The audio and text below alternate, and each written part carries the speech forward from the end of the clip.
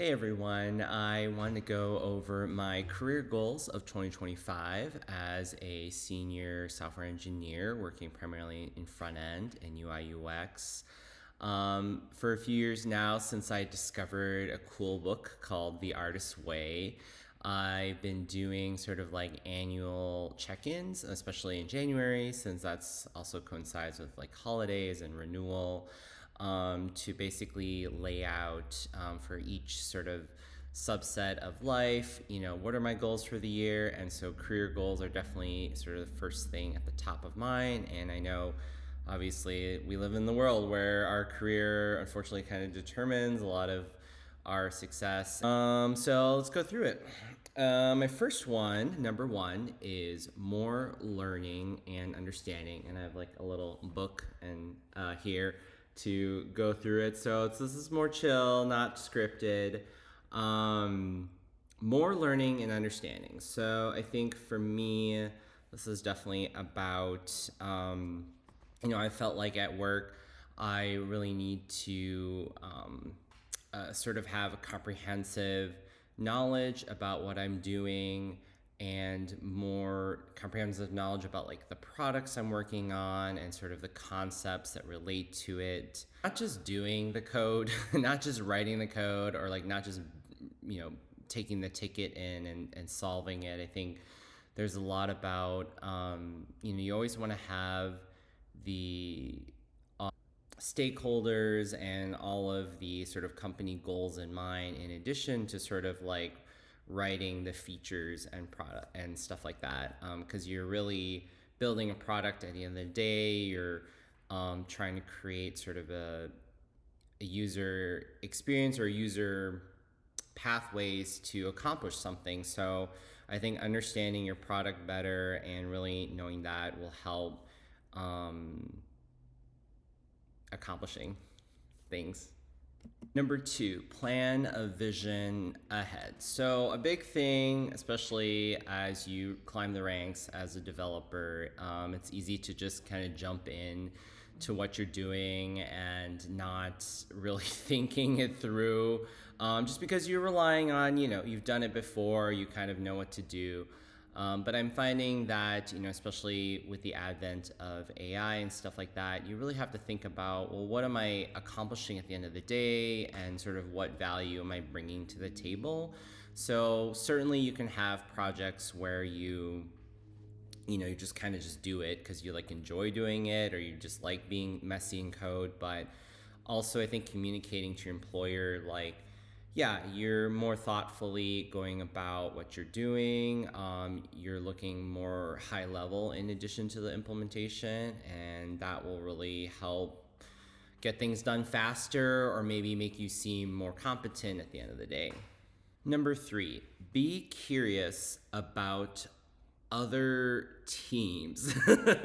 I wrote down other parts of teams, and I think really the thing is that, like, companies are, at least in mine, there's a lot of different moving parts, a lot of different players. In our case, we have a lot of different teams that handle different aspects of the company and the software and hardware. So I think a big thing is not being all heads down in your own thing. I think you just really have to open up and be interested in what other people are doing, how they are contributing.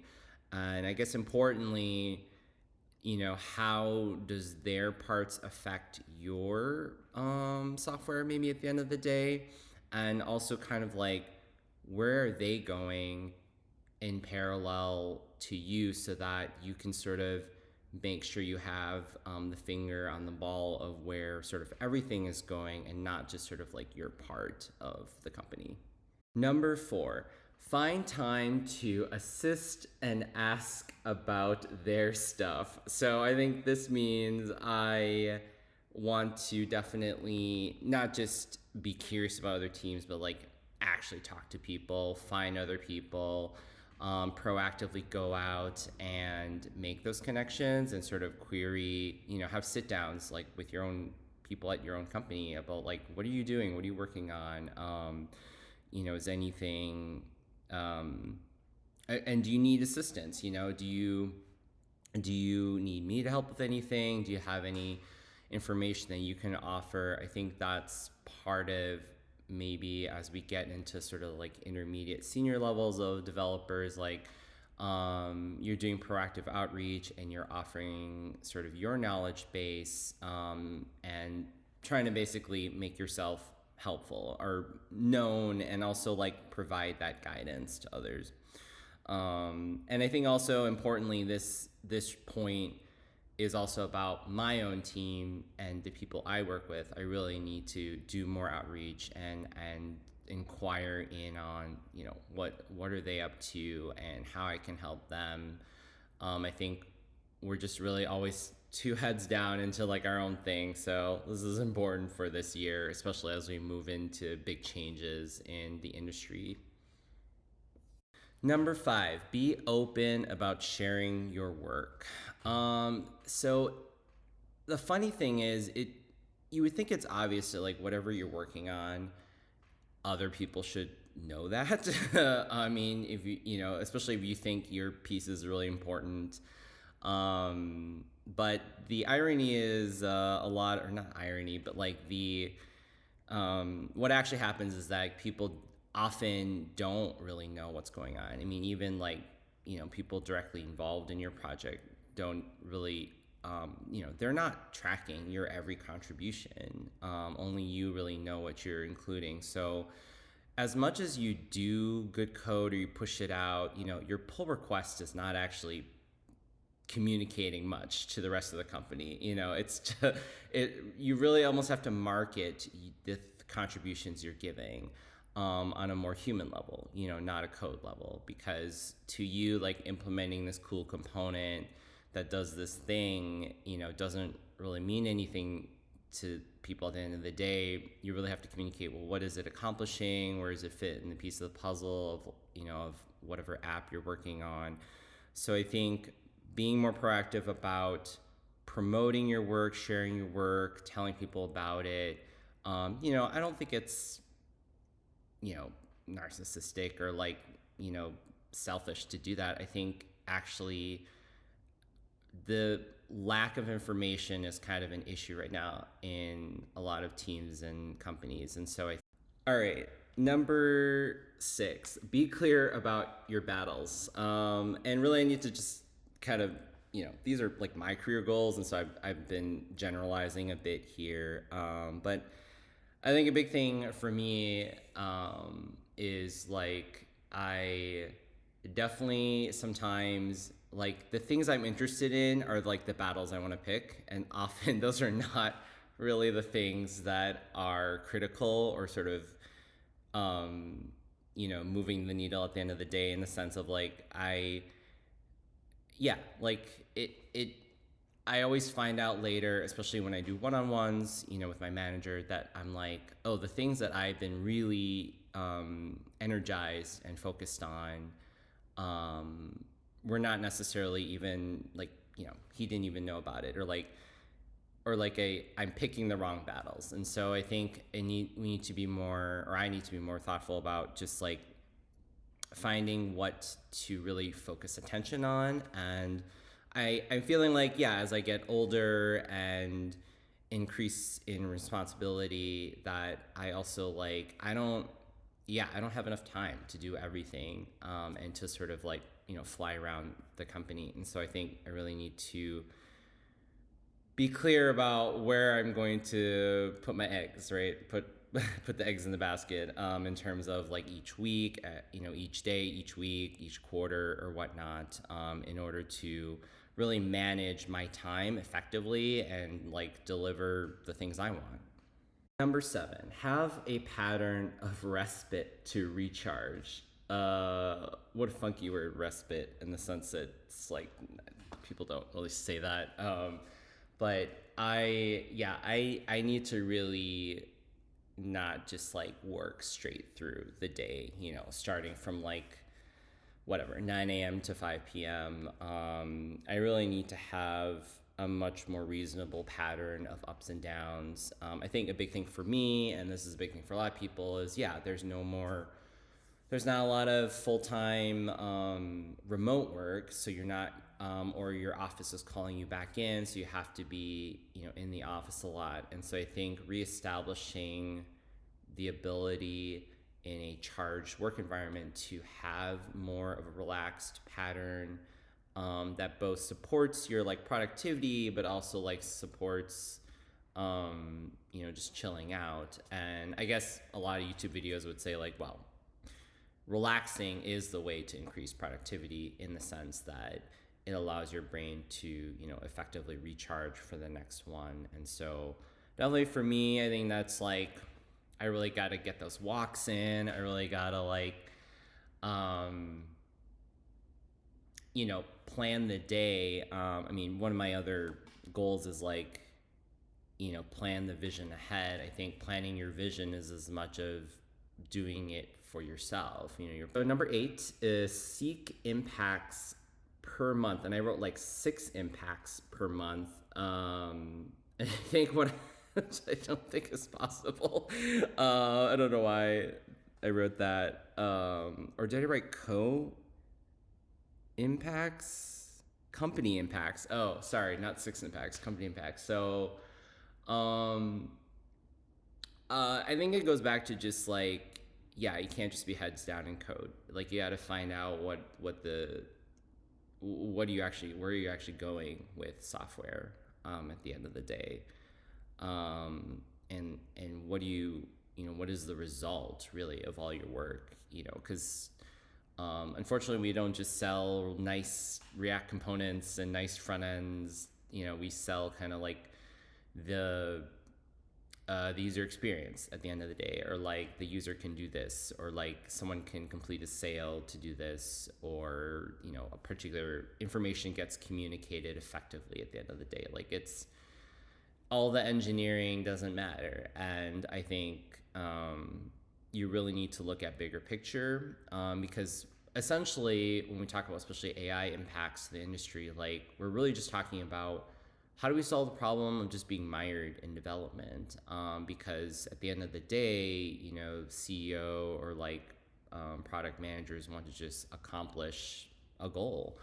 And the software just happens to be the medium we do it. And so AI is really just solving the issue of like, we do tend to get bogged down inside of our internal software wars or whatnot. And so if you can be a developer that looks at the bigger picture and sort of connects, your minutia of, oh, I styled a nice button, to like, wow, I was, helping people accomplish so many things in our app, or something like that. I think. Number 9, set up intentions to quickly move. So this is pretty similar to the rest.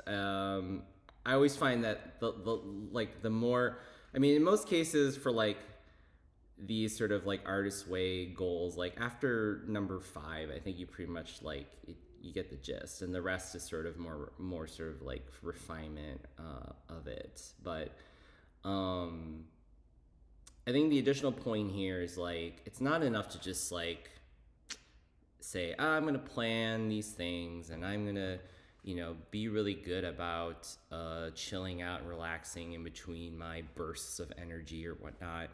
I think it's really like, where do I want to move at the very smallest level, meaning like the hourly level, day-to-day level. And I hate to say like, oh, this is a productivity thing where you have to hack it. I think it's more just like, for me, especially, I get really lost and I start something, and if I don't really like have self-motivation to like arrive at a certain point, then it just kind of like goes on for the rest of the day. So I think my personal hack would be, and I've tested this for myself, is like, yeah, if I say, this morning there's this problem, and there's really 2 outcomes. I like solve the problem, or I don't solve the problem, or like I get to a place where like I at least know why the problem happens, which is often, the first important step. So I think it's like, quickly moving would be saying like, well, realistically, what can I do now? Obviously, at least arrive at why does the problem happen. I think that's like a good sort of like we can rush into that or squeeze to arrive at that. And so that's just kind of it. Oh, and I was gonna add like, that could be as much as like you have this big ticket and you just split it up and you go like, oh yeah, I can do the styling right now, right? Stuff like that. Okay, number 10. Regularly integrate with back end. Oh wait, regularly integrate. I thought this said regularly integrate with the back end crew, which actually is an important thing for me. But this is regularly integrate my wins back into my resume and portfolio. So big thing, especially as developers in an ever-changing industry, is to always have some kind of proof of work or some kind of, what did you do at your last company? Even if you've been at your company for a long time, I think it's important to really embody your work and really show that you have this breadth of experiences in a realistic way. I think hopefully most people, and I'm really talking towards like, interviewing, if I ever have to find another job or seek jobs, I think it's really important to just always be on the ball of like, well, where am I as a developer? And what have I been working on? What am I working on? And even if you are right now like not employed and you are interviewing, you obviously have a very like, you've done things, and it's tough to just like go straight into an interview and be like, yeah, here's all the things I did. I think you really have to almost study yourself as I think about professors, I think about academia, where a lot of who they are is based off their body of work and what they've done. And they're always, they're not just selling themselves or like that they like, teach a class every day or something. They're selling a body of work, I guess. I'm just repeating myself. And so for you to have essentially a portfolio and a resume that really details that is really helpful. And just for me, like, I all the time am like, I don't know what I did the last year. I don't know what I did last week or yesterday, honestly, sometimes. But there are probably a lot more wins that I've done in my like 10 years of software development that I definitely did not write down, but would be really cool to like bring up in an interview or like put it somewhere. So, for me, that's like a lot more screenshots. I know, of course, a lot of work everyone does is like, behind a security thing or agreement, and so you probably have to have like a private portfolio of work, but still do it, record it somewhere, make sure you have that. I think a big thing with employers right now is, when they ask these questions about like, what have you done? What did that entail? It's just not enough to say like, oh, I helped out and wrote some components and it was good. I think about actually, like one of my resume jobs is, it's so silly. My bullet points are like, I wrote this cool component, and it doesn't really communicate actually how big of an impact that was, because I basically like wrote a whole PDF export import system for them that integrated with this insane like legacy app, and so I think like I really needed to better kind of describe what that was about, and why that win was so important, why that's even a bullet point, so. All right, I hope this helped out for you to sort of think about your career goals for 2025. And I wanted to bring up that I had previous years to talk about. Did I? Maybe I didn't. Oops. Career. Okay. Yeah, I think this was last year. It was so goofy. Each year's goofy because it's really like to the trend, right? I mean, this coming year, AI, like it's just this idea of like, well, how do we as developers prove ourselves? Whereas I think even just last year, it was like things are cool. AI is like a million years away from now, and just like be a nice, good developer that can deliver. So I just wanted to like quickly go in some funny ones. Like number one was like easy in, easy out, which was very like selfish. It was like I just want to clock in and clock out. And I think that was really, in a way, a lot of the goals for 2025 are a way to do easy in, easy out, because at the end of the day, you want to make it easier for you to like just tackle your job. And I think that in a way that yields benefits for me personally, you personally, as well as the company, because if you can perform well and deliver, then that is really the goal. You don't want to be a problem, and you don't want to be a problem that you get replaced by a robot. Super flow, again, very like you just gotta flow, you gotta do it, but you can't really just super flow if you don't really know where you're headed, right? Because the human body can only like sustain that for so long, or the brain. Good relationships, I think that was a big thing that I definitely did do this last year. I was gonna say, did I accomplish any of these from last year? I did my best. I really worked on trying to build relationships. I did start a new job, so I think I have to give myself some credit that it's tough. I did my best. Clear problem solving. Yeah, I don't know.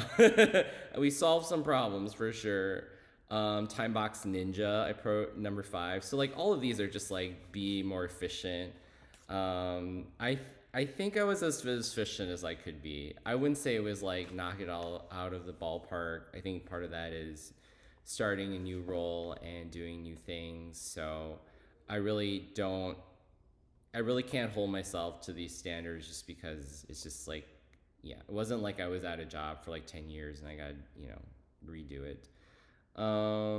Yeah, I think that's a big thing. A lot of the remaining points are very similar to today. I know there's a lot of skill learning and growth. It's always kind of a generic thing.